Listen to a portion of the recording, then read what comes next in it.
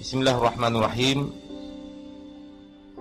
Alhamdulillah wassalatu wassalamu ala Rasulillah sallallahu alaihi wasallam wa ala alihi wa ashabihi wa man tabi'ahum bi ihsanin ila yaumiddin, amma ba'd.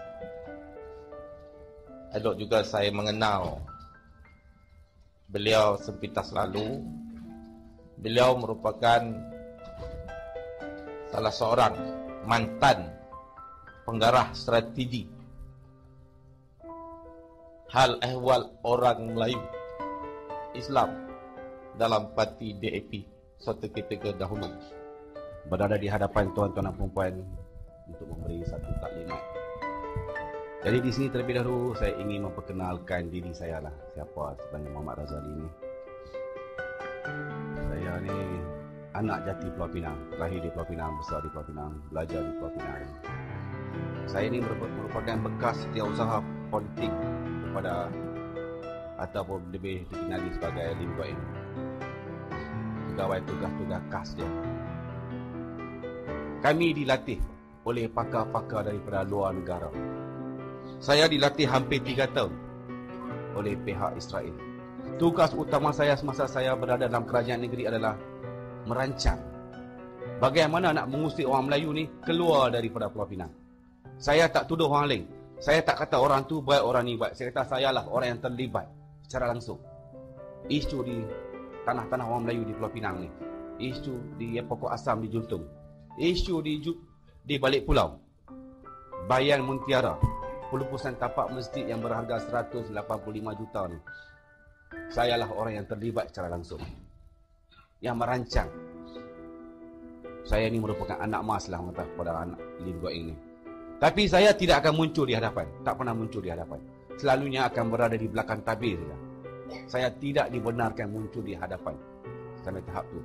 Ini merupakan pakar, ketua pakar strategi DAP, Tony Poh, ahli Parlimen Petaling Jaya. Di bawah dia lah kami 16 orang berada. Itu untuk pengetahuan tuan-tuan dan puan. Di sini saya ingin berkongsi satu pengalaman saya. Apa yang latihan yang diberikan oleh pihak Yahudi. Di sebelah Ketua Menteri Pulau Pinang, beliau merupakan pengarah urusan Ivory Property yang telah mengambil projek Bayan Muntiara. Bayan Muntiara ni bukan diberi secara open tender. Kami telah berbincang 3 hari 2 malam di sini. Itu tidak diberi open tender. 2009 kita dah set lah nak bagi dekat Ivory Property. Begitu juga dengan projek-projek lain yang sedang rancak sekarang, sedang diusahakan di bahagian terutamanya di bahagian Batu Feringgi tu.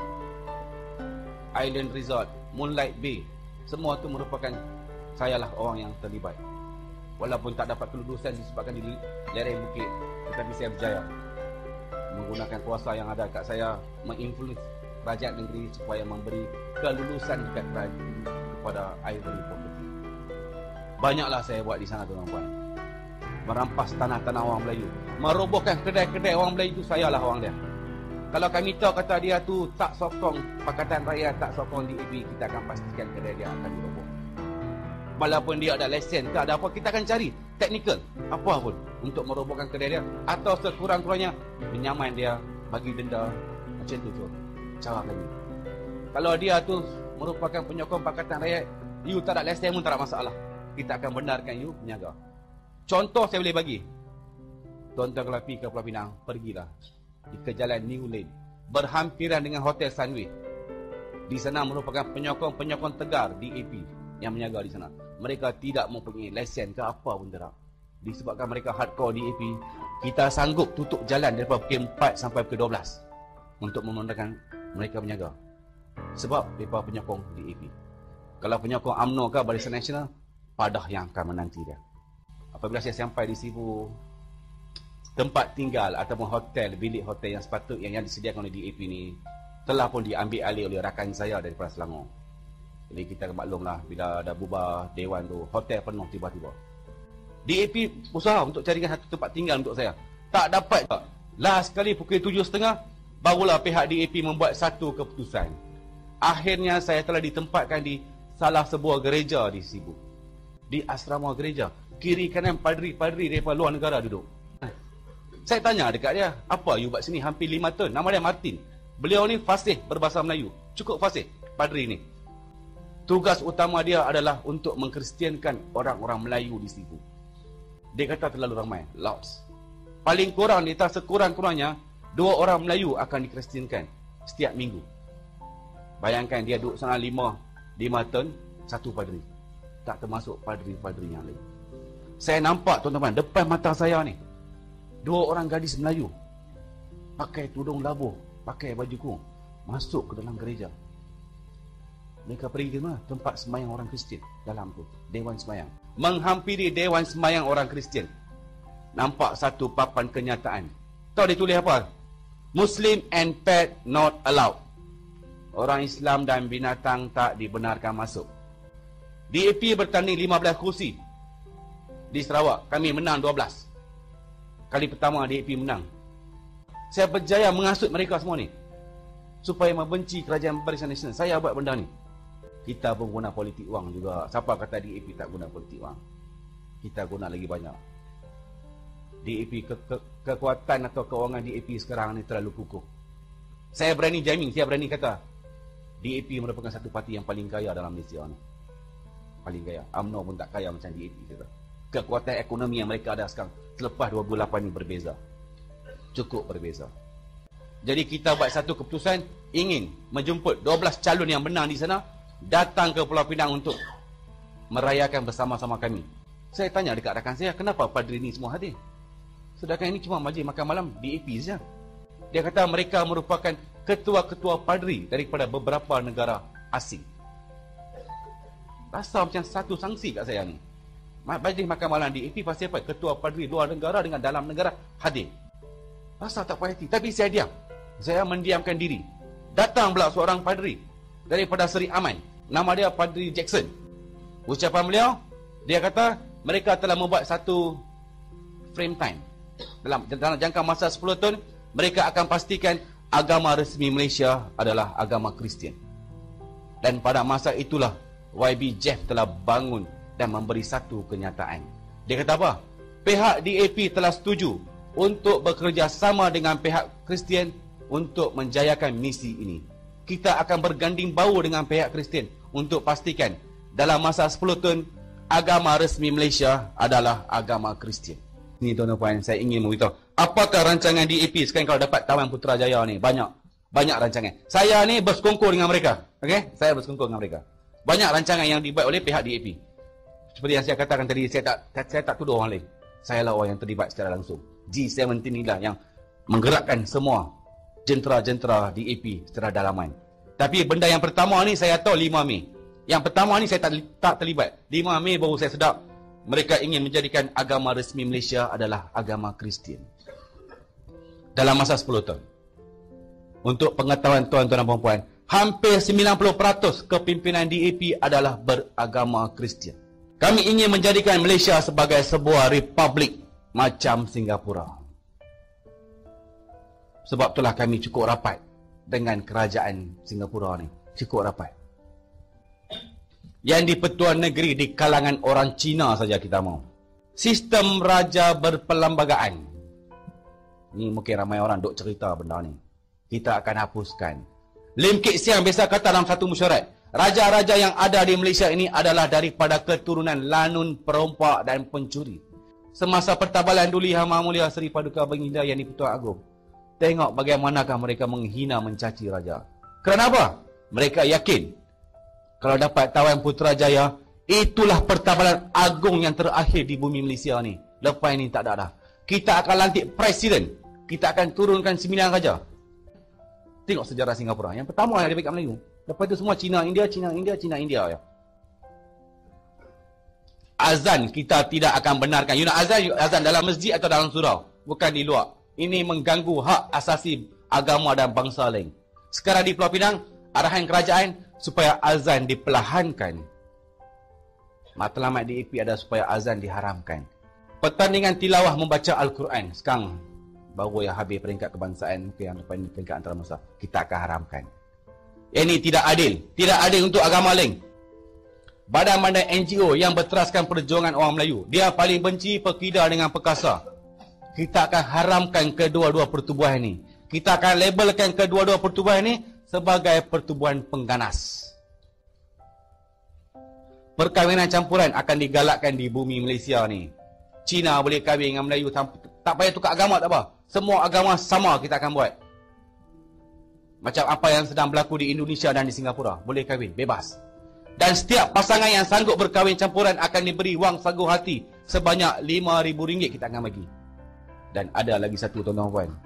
Kalau kita dapat anak, walaupun mak dia Islam, bapa dia Islam, anak tak semestinya Islam. Agama anak hanya akan ditentukan selepas anak itu berumur 18 tahun. Bahasa Inggeris kita akan jadikan bahasa kebangsaan. Bahasa Malaysia cuma bahasa perantaraan saja. Bahasa Inggeris bahasa utama, bahasa kedua kita akan galakkan adalah bahasa Mandarin. Mata pelajaran agama Islam akan dimasukkan daripada sistem pendidikan Malaysia. You nak belajar agama, you belajar di surau, masjid atau di madrasah. Bukan di sekolah.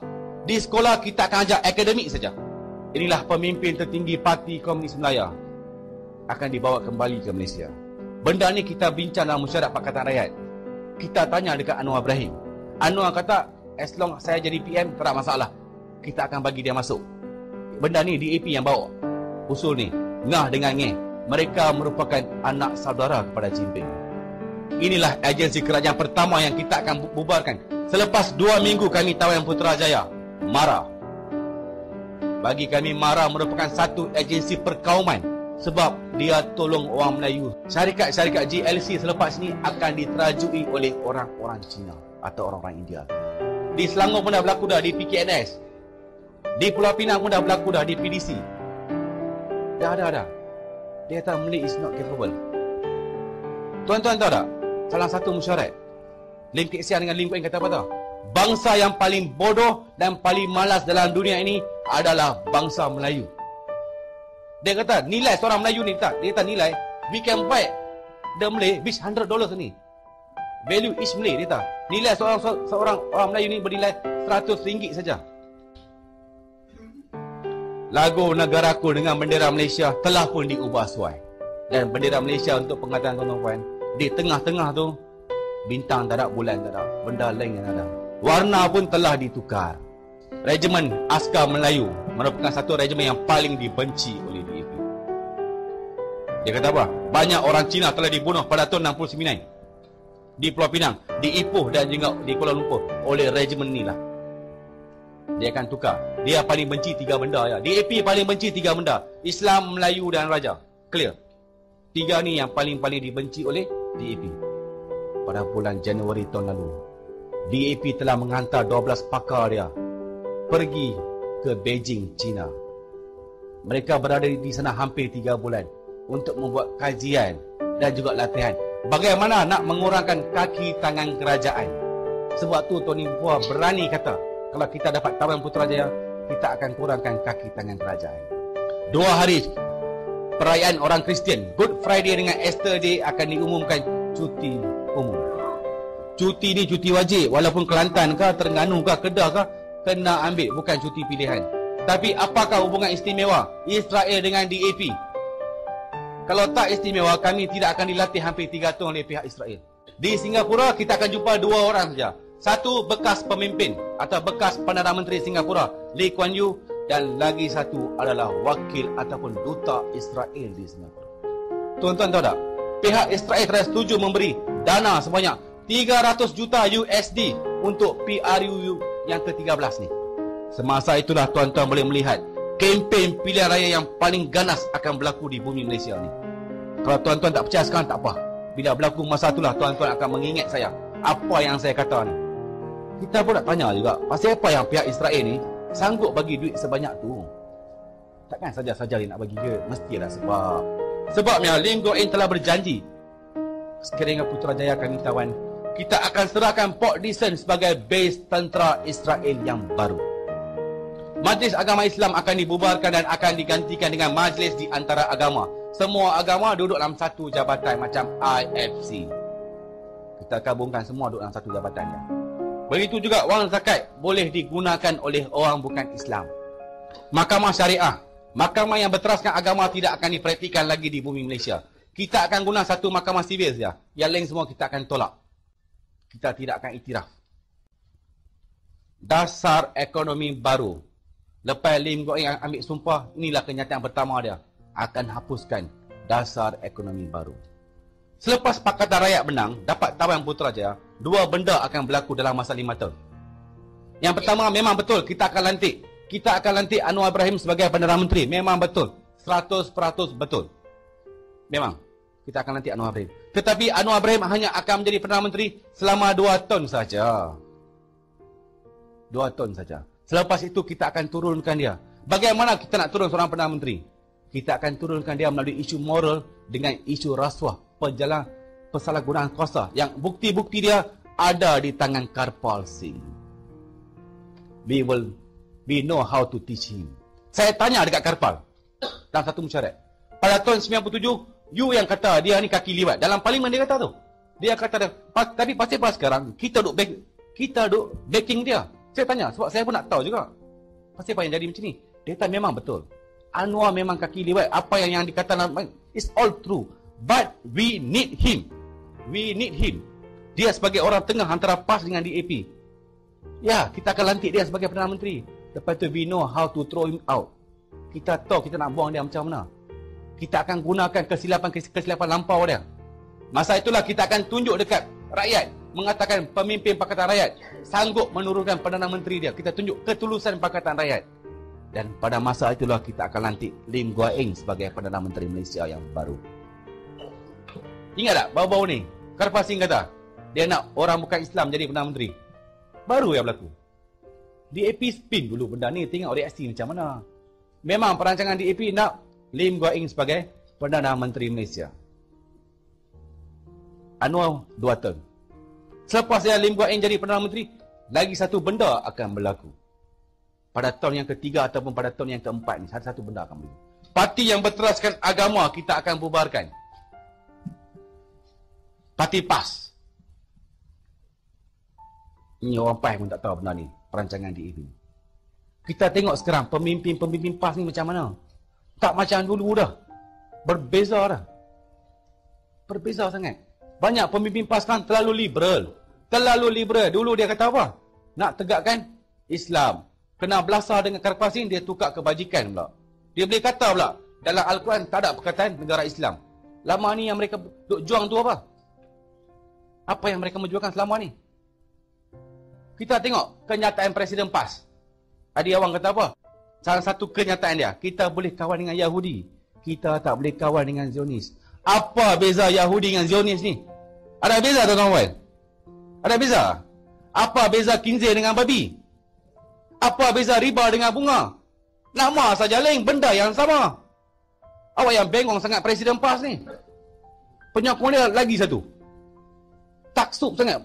Bukalah minda, bukalah hati awak, taksub sangat ni. Lepas ni betul dah, 5 perut 3 serangkai, buta perut tak ada akal. Tak mau tutup, everything close ya. Sampai macam tu lah. Kita tengok, bersih lah. Saya ambil contoh bersih. Tempat yang paling suci untuk orang Islam, Mekah dengan Madinah pun dikotori oleh siapa?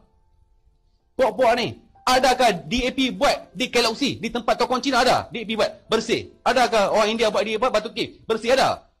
Adakah? Tengok, siapa yang menjadi baruah DAP ni? Tempat paling suci orang Islam ni. Dua tempat tu pun dicemari sampai macam tu lah. Disebabkan politik lah. Sampai macam tu nak tunjuk kesetiaan kepada DAP. Mak Sabu dengan pemimpin DAP yang lain duduk. Majlis bermula dengan ucapan pemimpin DAP. Lepas tu Guan Eng bagi ucapan. Last sekali Mak Sabu. Ucapan Mak Sabu biasalah. Dengan lawak jenaka dia, it's normal. Tetapi di tengah-tengah ucapan dia, satu kenyataan telah dikeluarkan oleh Mak Sabu. Walaupun saya masa tu berfahaman DAP, tak pernah terlintas dalam hati saya nak kata benda tu. Saya cukup terkejut. Saya tangkap seorang pemimpin PAS ni sanggup kata benda tu. Tahu dia kata apa? Saya lebih rela makan babi dengan Guan Eng daripada saya makan ayam dengan Najib. Saya lebih rela makan babi dengan Guan Eng daripada saya makan ayam dengan Najib. Dah kata macam tu. Penyokong dia yang duduk kat belakang tu takbir lagi. Mereka takbir juga untuk tu pun. Sampai tahap tu lah. Nak tunjuk kata pass for all.